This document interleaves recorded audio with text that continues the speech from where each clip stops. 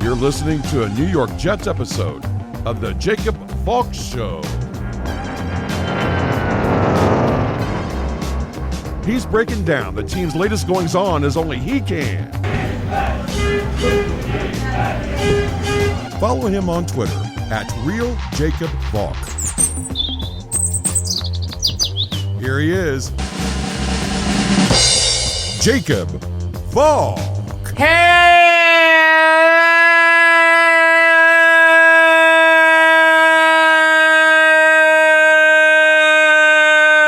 Jets fans! Welcome to another New York Jets episode of the Jacob Valk Show. I am the Jacob Valk, except no imitation. This is a tough loss. This was a game that the Jets really should have won. Alright, Zach Wilson plays one of his best games ever. The offense really had a lot of life in it. Tevin Coleman looked really good. Elijah Moore looked great. Jamison Crowder looked really good. And to make matters even better, Gardner Minshew is starting for the Eagles. Not Jalen Hurts. The backup, Gardner Minshew. At MetLife, this is a game that the Jets should win. Like, early on, you really thought the Jets would win, but this freaking defense that's chock full of guys who wouldn't even be on the practice squad of a Super Bowl winner gives up 33 points. Gardner Minshew only has 5 incompletions. Miles Sanders rushes for 120 yards. The second highest total of his career. You know what his highest was? December 15th, 2019. He had 122. It was against the Redskins. Dallas Goedert having the game of his life. 6 catches for 105 yards and 2 touchdowns? The guy doubled his touchdown output in one game. Can this defense do anything right? The Eagles had 8 drives in this game. You know how many of those drives resulted in points? 7! The one drive that they didn't score, they were up 33-18. They punted with under 2 minutes left in the fourth quarter. That's not a victory for the Jets defense. And you know what? They would have scored on that drive, but Nate Herbig had a bad snap. Jason Kelce got hurt. The only reason that the Eagles didn't score on every drive was because Jason Kelce got hurt and the Eagles had the backup center with the backup quarterback. This was a game that the Jets should have won. When you have an offense humming, and the Jets' offense was humming in the first half, 3 straight touchdown drives, Zach Wilson responsible for 3 touchdowns. Your one job as a defense is to get off the field and give your offense that's hot as many opportunities as possible to put up points. Instead, do you know the time of possession that the Jets had in the second half? 7 minutes and 54 seconds. That is just over half of 1 quarter. To put that into perspective, that means that the Eagles, in the second half, controlled the football for 22 minutes and 6 seconds. when you are trailing at the half, you're down 6. You cannot have that happen. You want to tell me that the offense looked really bad in the second half? It did. There's no question. But do you know why? They couldn't get in a rhythm. The defense didn't help them out. Like, think about it. Put yourself in Zach Wilson's shoes for a minute. You're down 6. It's all on you at this point. All right, the Jets aren't going to kick any more field goals, no extra points, because Alex Kessman looked like the second coming of Kari Vedvik. I don't know where the Jets found this guy, but send him back. Yay, a third kicker in 3 weeks. Unbelievable. Why'd they get rid of Jason Myers? Think about all the chances that the Jets had to get off the field. And they didn't. The Eagles just kept taking time off the clock. 3rd and 10 at the Eagles' 44. Quez Watkins makes a 28-yard catch? What on earth was that? Get off the field. Give your offense a chance to tie the game. What about the stupid C.J. Mosley encroachment penalty? What on earth was that? The only thing I heard on the broadcast was how good Mosley's been this year. No, he hasn't. He hasn't been great. Now, granted, he looks like Lawrence Taylor compared to some of these other idiots that the Jets have. But that's not because he's good. It's because everyone else on the Jets is putrid. Come on, 4th and 2? And you can't get a stop? You can't get one freaking stop? Sure, it's 3rd and 10, but we won't put anyone near Quez Watkins. We'll let him make the easiest catch of his life. Sure, Bryce Hall can commit a penalty. Oh, come on. It is tough for the offense to do anything when the Eagles are controlling the football for over 22 minutes in the second half. This loss was not on Zach Wilson. This was one of Wilson's best games. Did he make a stupid throw that resulted in the interception? Yes. Okay, that was a bad throw. But cut him a little bit of slack. Alright? Think about the circumstance there. The Jets are down 12. Just over 13 minutes left in the fourth quarter. You've got to push the envelope a little bit. I understand that it wasn't a 2-minute drill, but realize you have a defense that can't get off the field.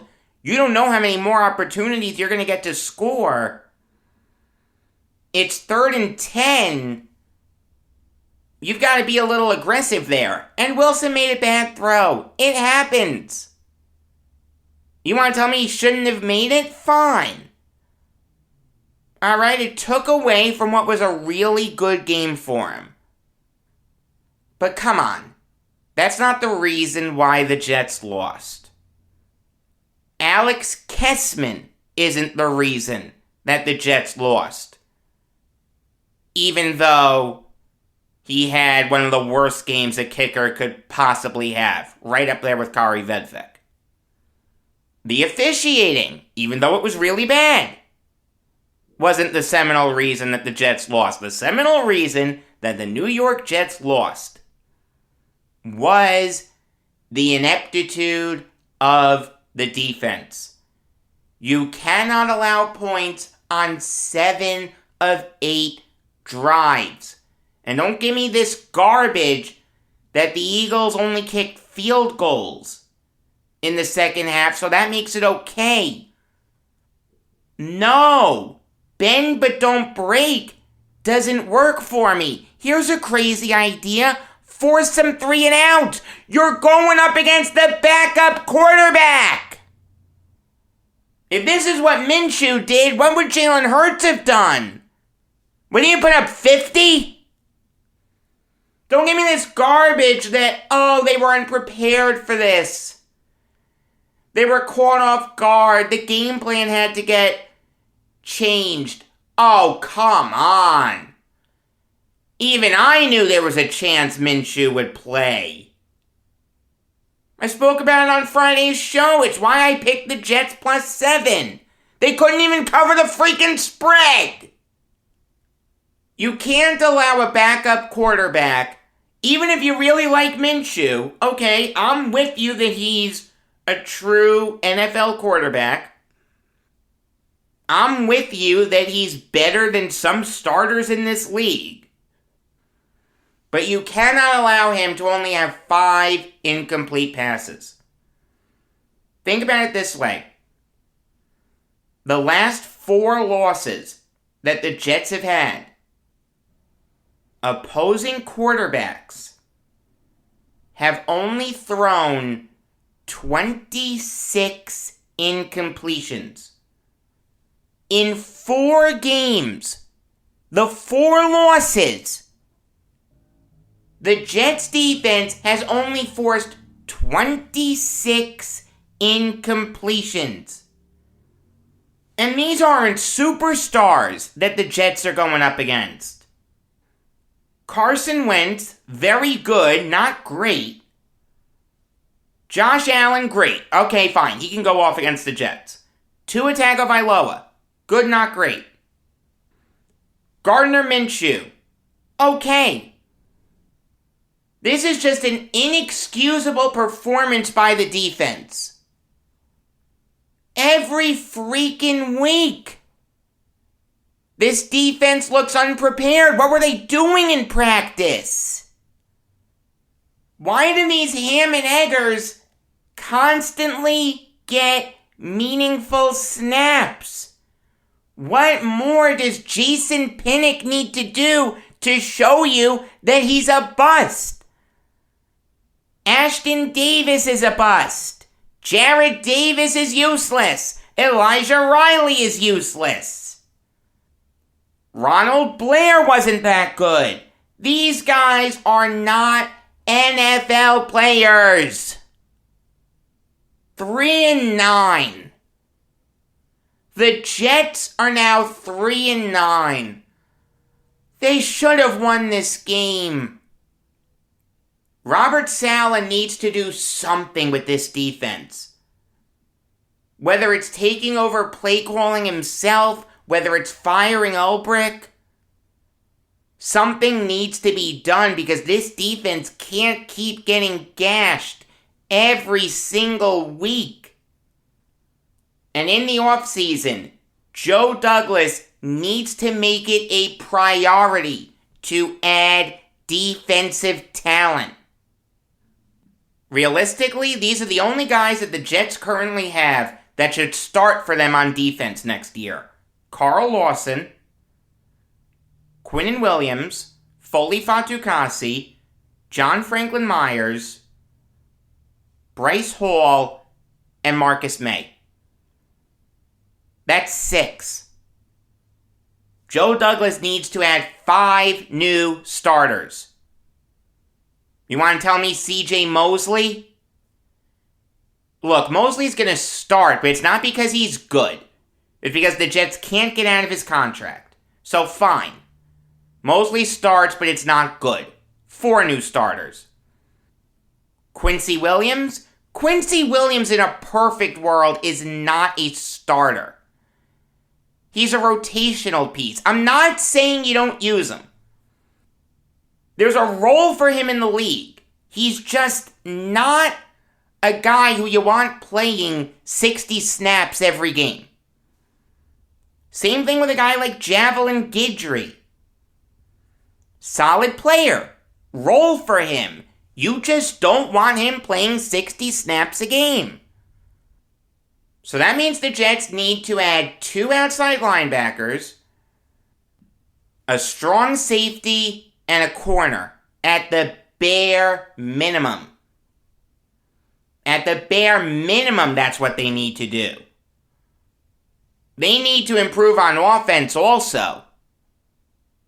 They need to get better at tight end. They need to improve the offensive line. But the biggest issue for the Jets this year has been defense. Robert Saleh needs to do something to change it. Jeff Ulbrich needs to do something to change it. And Joe Douglas needs to help him out by adding talent, whether it's in free agency or the draft. Invest heavily on defense. This is what I said would happen. I said before the season started, with the Jets going so heavy on offense, they'd give up 30 points every game. You know what? I was right. Believe it or not, I actually know a little bit about sports. The Jets have needs on offense. I'm not saying they don't. What I'm saying is their more pressing needs are on defense. They have big needs on offense, no question. But their holes on defense are glaring. Look, there's no question that the offense took a step in the right direction today. Wilson looked really good. Elijah Moore looked great.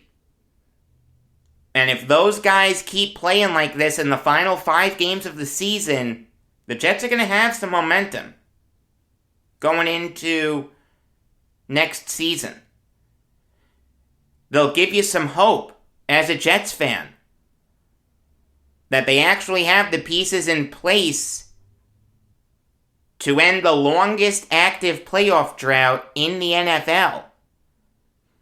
The thing is, though, it doesn't matter how good the offense is. If the defense is giving up 30 points a game, you're not going to win too many football games. The Jets need to make a concerted effort to get better on defense. Stop playing the guys that don't deserve to be in the NFL. Guys like Jason Pinnock. Switch up something for the final 5 games. Because this is inexcusable. To let Gardner Minshew look like the second coming of Donovan McNabb. To let Miles Sanders look like the second coming of Brian Westbrook. It can't happen again. Change something. And in the offseason, make a concerted effort to add defensive talent. That's the seminal thing that's wrong with the Jets. You're not going to get another one of these shows until December 26th. I'm going to be in Florida from the 11th to the 19th, so no shows. You will get a Brooklyn Nets show tomorrow night, and a regular episode of the Jacob Valk Show every weekday afternoon this week. It's just the week after that I'll be in Florida. And the week after, I may take a couple days off also. And the week after that, too. It's kind of strange how the calendar worked out. But I'll let you know all that as we get closer. The only thing you need to know right now is that from December 11th to December 19th, you're not going to get any shows, which means no instant recaps for the Saints and Dolphins games. But again, you'll get a Brooklyn Nets show tomorrow night and a regular episode of the Jacob Valk Show every weekday afternoon this week. Until next time, I'm Jacob Valk, and always remember, if you disagree with me, you're wrong.